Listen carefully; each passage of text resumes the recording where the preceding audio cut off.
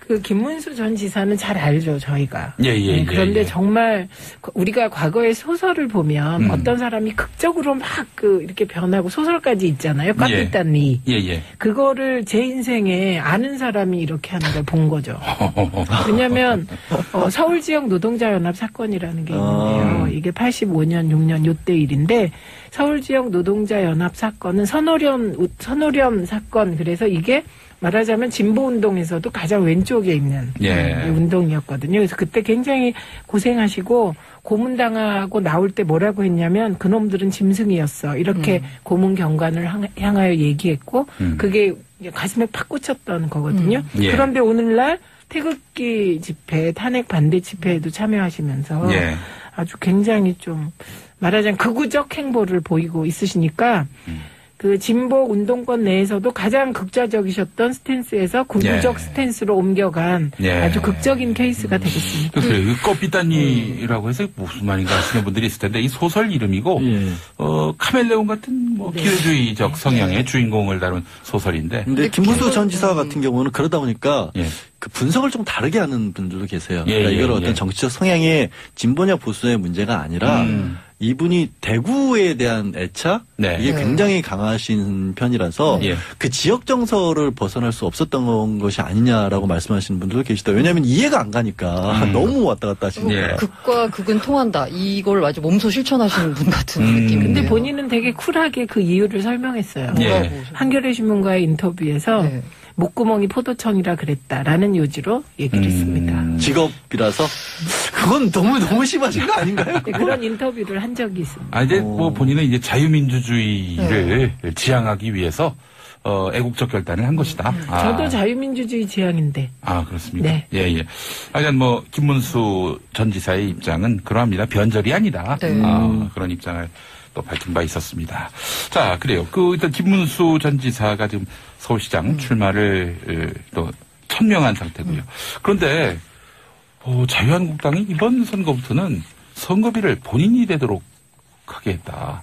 그전에는 뭐 큰 선거 같은 경우 당에서 좀 지원해 준 면이 있었는데 이번엔 알아서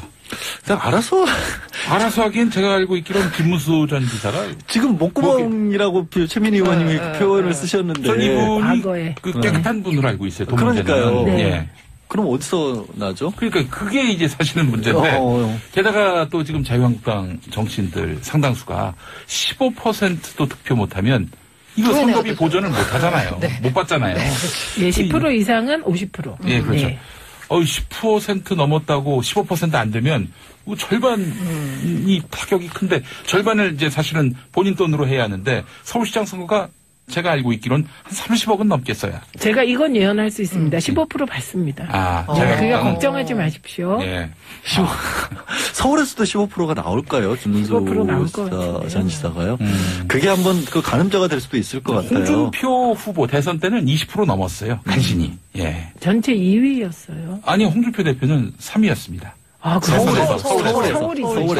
한 21% 정도 됐었을 거예요, 득표율이. 그러니까 지난 대선 벌써 이제 1년 됐는데 그때랑 지금이랑도 우리가 이제 15%, 20%대에 여전히 이제 뭐 박 전 대통령을 지지하거나 이런 성향으로 분류되는 분들이 마음을 안 바꾸셨나를 서울시장 선거에서도 볼 수 있을 것 같아요. 더군다나 이제 그분들이 안철수 후보가 나선다고 하면 그 표가 안철수 후보께로 갈 수 있을지 안 갈 수 있을지를 득판가름해보는 가능성이 될 수 있을 것 같고 결국 이제 김문수 전 지사를 내신다고 하는 것은 자유한국당이 입장 정리가 좀 저는 됐다. 그러니까 확장성보다는 그냥 확실한 쪽으로 가자. 콘크리트 쪽으로 가자. 그런데 말이죠. 그거 사실은 도시 선거는 좀 뭐랄까요?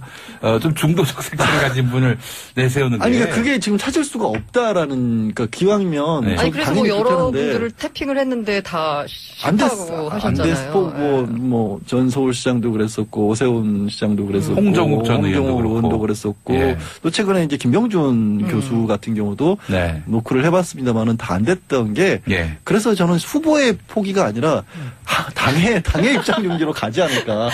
라는 생각도 들어요. 안 그렇고는 어떻게 김문수 전 지사를 내세우고 있어요. 예. 아니 그래서 최근 또 보다 보니까 뭐 황교안 전 총리 설도 나오던데. 제가 이제 보면요. 법조인 출신들이 정치권에 나서기 굉장히 어려운 게 법조인들이 좀 조심스러울 수밖에 없어요. 뭐 재판을 하다 보면 약간 소심하다는 게 중론이지 않습니까? 법조인들에 대한 평가가 아주 일찌감치 뛰어들지 않는 한은 법조인들은 어느 정도 확실하지 않으면 못 나서는데 황교안 전 총리 입장에서 지금 상황에서 자유한국당의 간판을 걸고 나선다? 어렵죠. 게다가 또 관료 출신이다 보니까 그 법조인인데다 관료인 출신이다 보니까 이 신중함에 또 신중함을 절대로 못 나오십니다. 정말 장담할 수 있습니다. 선거는 안 나오지만 지방선거 이후에 보수가 재편되는 과정에서는 일정하게 역할을 하지 않을까 싶습니다. 근데 이제 홍준표 대표는 그러겠죠. 아니 이건 내가 한번 출마해달라고 했는데 그때는 아무 대답도 안 하고 이제는 나온다고 했어요. 이 말이 돼요. 그러면 그 시점에서는 아마 홍준표 대표가 그런 시점이 됐었을 때도 그런 목소리를 낼 수 있는 자리에 계속 계실지. 본인은 의지를 갖고 있어요. 6석. 예? 6석이 안 돼서 거기서 밀려나실지. 광역단체장. 6석. 근데 본인은 지금 6석 안 되더라도 계속해서 남겠다고 하시잖아요. 자, 6개의 광역단체장 자리. 그러면 뭐, 일단 영남으로 한번 쳐보죠. 부산, 울산, 대구, 그리고 경남, 경북이 5개. 이 5개는 충남. 네, 피닉대의 등장으로 충남이 부활. 충남까지. 진짜 그분은 정말. 그래요. 그게 정말 인재 그리고 제주도. 제주도. 원희룡 지사의 제주도. 그러면 7개까지도 바라볼 수 있겠네요. 그렇죠. 뭐 가능성이야 바라볼 수 있다는 얘기로 드렸습니다. 제가.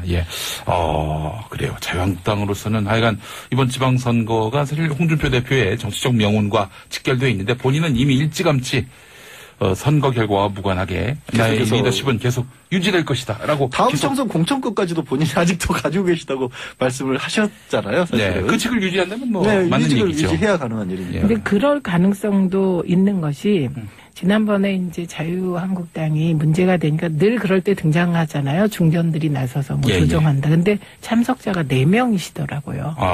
중진 모임에. 그때 나경원 의원하고 또 누구죠? 누가 나가셨죠? 4분이라고 말씀. 딱 4분이셨죠? 중진들이 나서서 약간 반발하는 것처럼 언론에서는 얘기를 했는데 모인 사람 모여자 하니까 결국 모인 건 4분밖에 안 남았다는 거죠. 네, 그래요. 지금 홍준표 대표로서는 백척간두에 서 있는 상황이다. 이렇게 말할 수 있을 것 같은데.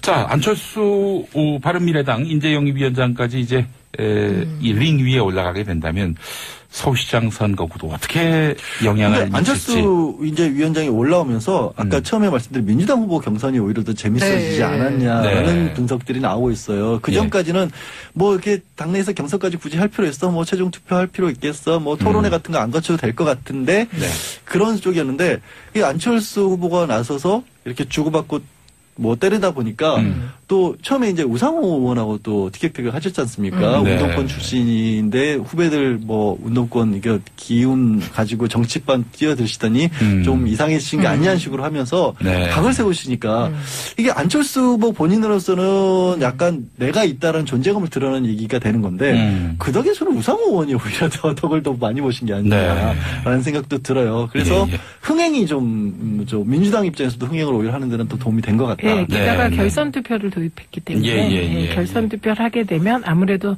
선거판이 역동적으로 되죠.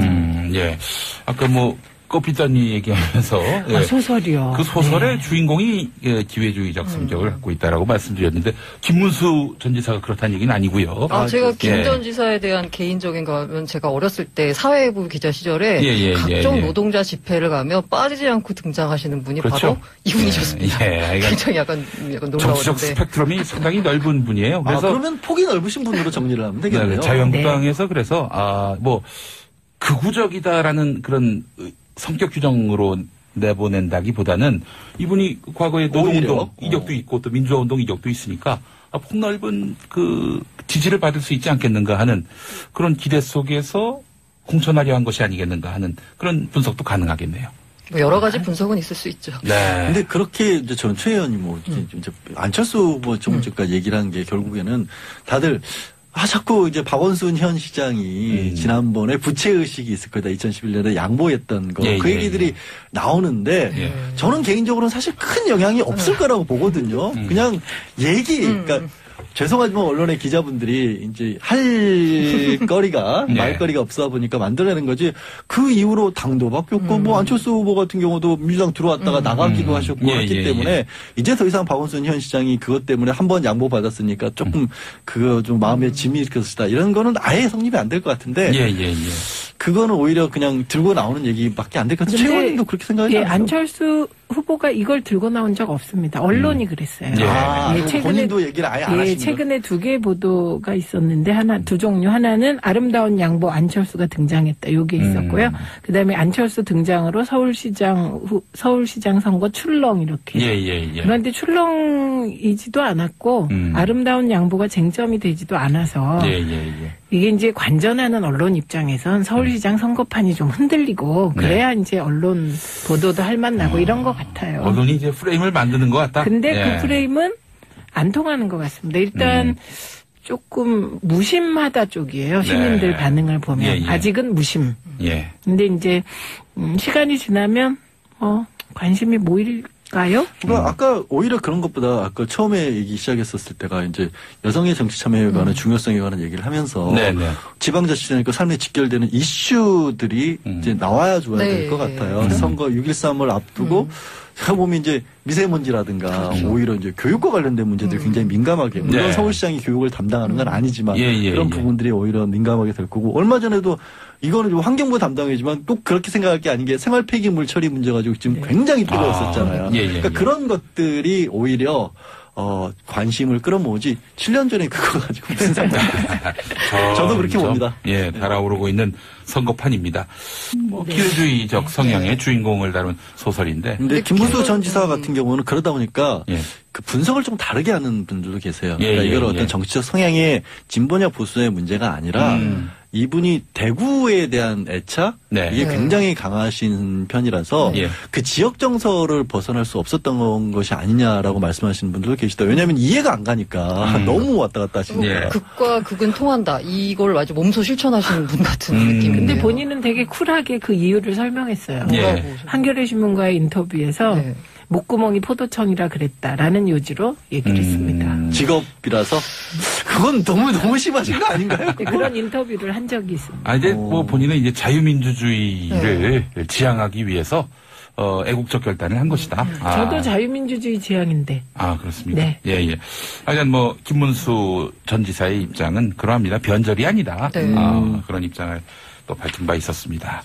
자, 그래요. 일단 김문수 전 지사가 지금 서울시장 출마를 또 천명한 상태고요. 그런데 자유한국이었습니다.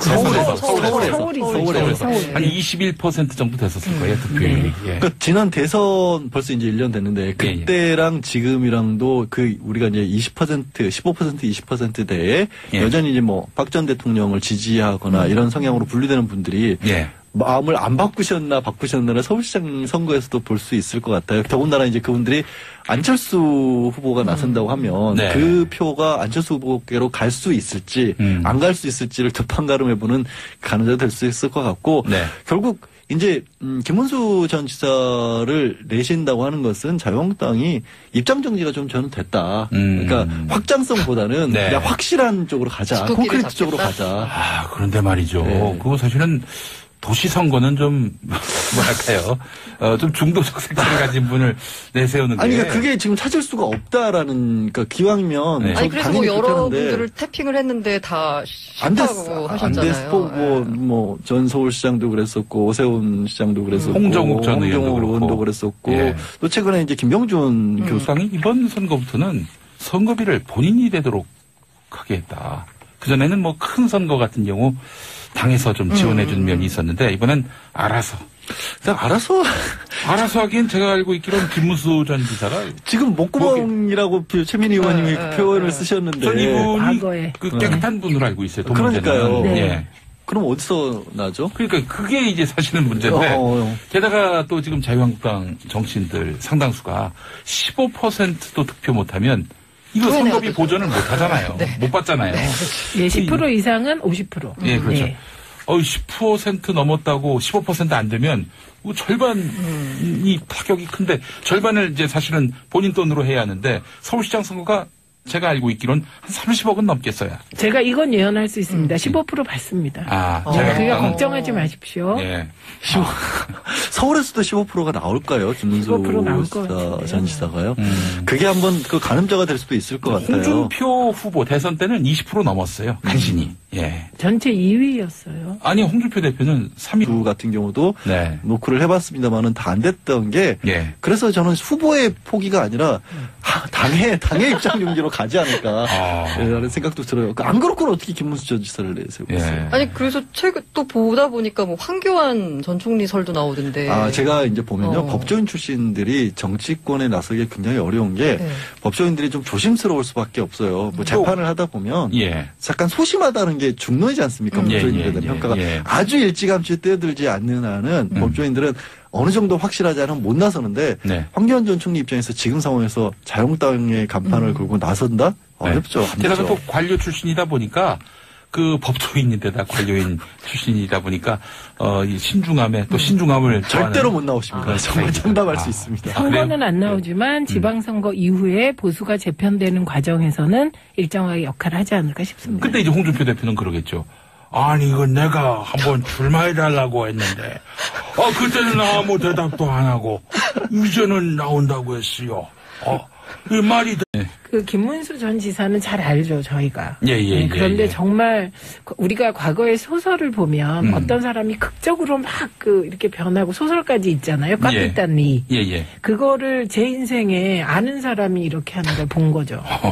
왜냐하면 서울 지역 노동자연합 사건이라는 게 있는데요. 이게 85년, 6년 요때 일인데 서울 지역 노동자연합 사건은 선호련 사건. 그래서 이게 말하자면 진보운동에서도 가장 왼쪽에 있는 운동이었거든요. 그래서 그때 굉장히 고생하시고 고문당하고 나올 때 뭐라고 했냐면 그놈들은 짐승이었어. 이렇게 고문 경관을 향하여 얘기했고 그게 가슴에 팍 꽂혔던 거거든요. 그런데 오늘날 태극기 집회, 탄핵 반대 집회에도 참여하시면서 아주 굉장히 좀 말하자면 극우적 행보를 보이고 있으시니까 그 진보 운동권 내에서도 가장 극좌적이셨던 스탠스에서 군부적 스탠스로 옮겨간 아주 극적인 케이스가 되겠습니다. 그래요. 꺼삐딴이라고 해서 무슨 말인가 하시는 분들이 있을 텐데 이 소설 이름이고 카멜레온 같은